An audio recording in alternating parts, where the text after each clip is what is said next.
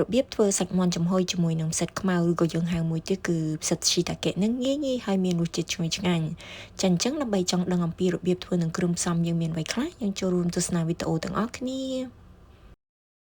ចា៎ជាដំបូងឡើយសម្រាប់គ្រឿងផ្សំវិញគឺខ្ញុំមានផ្សិតខ្មៅឬក៏យើងហៅថាផ្សិតស៊ីតាកេនឹងចំនួន5ហើយសម្រាប់ផ្សិតនេះដែរបងប្អូនអាចប្រើតិចឬច្រើនទៅតាមចំណង់ចំណូលចិត្តហើយសម្រាប់ផ្សិតដែលខ្ញុំប្រើក្នុងថ្ងៃនេះវាជាផ្សិតស្រស់របស់យើងបើសិនមកបងប្អូនប្រើផ្សិតក្រៀមសូមបងប្អូនដាក់ត្រាំទឹកឲ្យវារីកមកសភាពតាមវិញមកចាំយើងហាន់ជាបន្ទះតូចៗបែបនេះ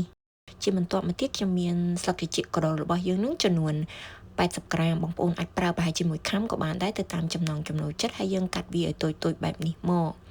ជាបន្ទាប់មកទៀតខ្ញុំមានខ្ញីរបស់យើងមួយកូនដុំខ្ញីនេះដែរគឺយើងហាន់វាជាបន្ទះស្ដើងហើយយើងហាន់វាជាសរសៃតូចៗបែបនេះមក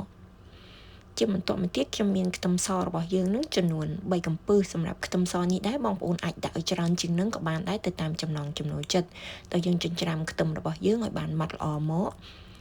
ជាបន្ទាប់ទៀតខ្ញុំមានសឹកខ្ទឹមរបស់យើងចំនួន2ដើមសម្រាប់សឹកខ្ទឹមនេះដែរគឺយើងហាន់វាឲ្យតូចៗល្អិតៗបែបនេះមកហើយសម្រាប់សាច់មាន់ដែលខ្ញុំប្រើក្នុងថ្ងៃនេះគឺខ្ញុំប្រើសាច់ភ្លៅបងប្អូនអាចប្រើសាច់ទ្រូងក៏បានដែរទៅតាមចំណង់ចំណូលចិត្តហើយសម្រាប់សាច់ភ្លៅនេះដែរគឺយើងភ្លះយកឆ្អឹងចេញហើយមកបងប្អូនហើយបន្ទាប់មកយើងហាន់វាជាបន្ទះតូចៗបែបនេះហើយសម្រាប់សាច់មាន់ដែលខ្ញុំប្រើក្នុងថ្ងៃនេះគឺខ្ញុំប្រើសាច់មាន់របស់យើងប្រហែលជា8ខាំ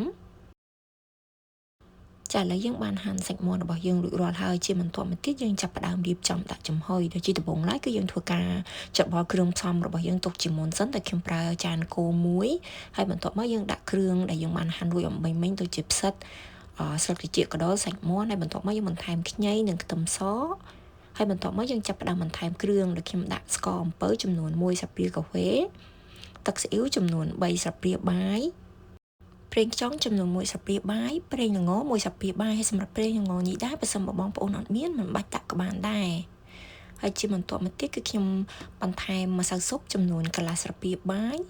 ម្សៅឆាឬក៏ម្សៅពោតចំនួនកន្លះស្លាបព្រាបាយហើយបន្ទាប់មកយើងបន្ថែមម្រេចចំនួនប្រហែលជាកន្លះស្លាបព្រាកាហ្វេហើយយើងច្របល់គ្រឿងរបស់យើងឲ្យវាបានចូលជាតិគ្នាសព្វល្អហើយយើងទុកវាចោលរយៈពេល10នាទីសិនឥឡូវបន្ទាប់ពីយើងទុកវាចោលរយៈពេល10នាទីហើយជាបន្តមកទៀតយើងចាប់ផ្ដើមរៀបចំដាក់ចំហុយដោយខ្ញុំប្រើចានបែបនេះបងប្អូនអាចប្រើចានគោមឬក៏ចានសំប៉ែតក៏បានដែរយើងដាក់គ្រឿងដែលយើងបានលិចច្របល់ចូលគ្នាអំមិញហើយយើងដាំទឹកឲ្យពុះនៅពេលដែលទឹករបស់យើងបានពុះហើយគឺយើងដាក់សាច់មាន់របស់យើងនឹងចំហុយដោយខ្ញុំប្រើភ្លើងមធ្យមហើយខ្ញុំចំហុយរយៈពេល15នាទីសម្រាប់រយៈពេលចំហុយនេះដែរបងប្អូនអាចធ្វើការបន្ថែមបន្ថយទៅតាមបរិមាណសាច់និងផ្សិតដែលបងប្អូនប្រើចាឥឡូវសាច់មាន់ចំហុយរបស់យើងបានឆ្អិនហើយមុនពេលញ៉ាំបងប្អូនគ្រាន់តែរោយស្លឹកខ្ទឹមបន្តិចជាការស្រេច